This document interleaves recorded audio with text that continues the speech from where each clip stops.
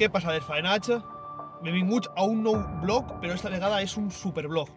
Anem a contar-vos tota l'experiència d'un dia d'un partit de Champions del Villarreal Juventus i ara ja m'ho anem a Villarreal perquè m'ho anem a acompanyar a l'autobús que és a les 6:30 i res, anem a ensenyar-vos tot el que se viu per ahir per els alrededors del camp.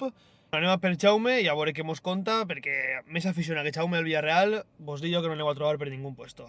Sina que mone i res, a disfrutar de la vesprada i a disfrutar del partit d'esta nit. Anem!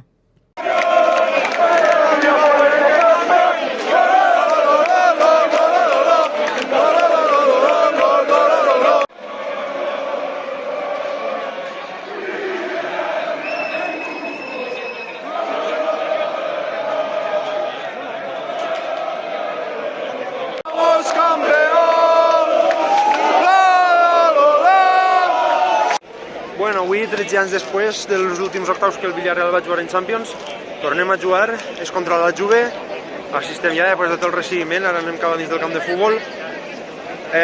Tenim molta il·lusió, la veritat, perquè avui mos ho podem creure avui que podem passar. No sé què passarà al final, però mos ho podem creure. Avui ha de ser un dia gran, ja independentment del resultat, perquè que Villarreal estigui vivint tot això és molt gran, que un poblet com el nostre pugui fer el que estigui fent. És ja la tercera vegada que juguem octaus de Champions, això és molt gran.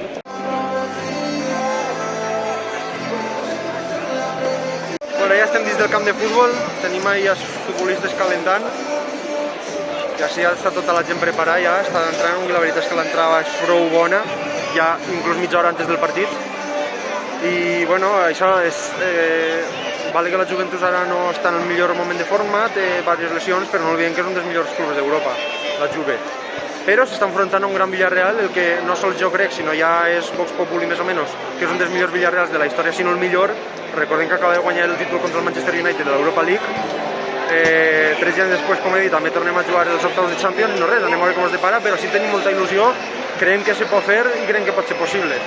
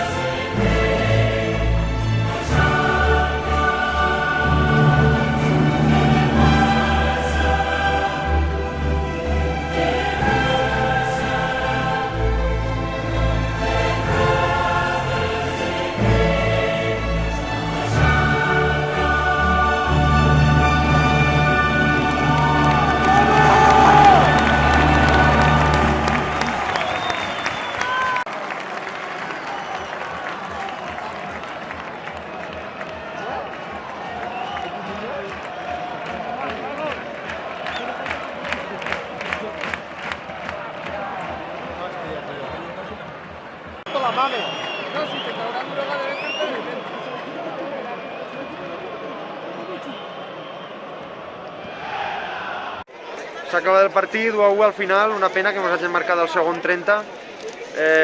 Un error al mig del camp, després un error en la defensa que Albiol l'ha sabut subsanar, perquè després dels 89 minuts restants Vlahovic, que és el que va marcar el primer gol, no ha tornat a veure la pilota, lleva d'una gran oportunitat, que ha rematat girant-se, ha fet un parador Rulli, deixant-la morta en terra, un tir sec dur, ha fet molt bona parar.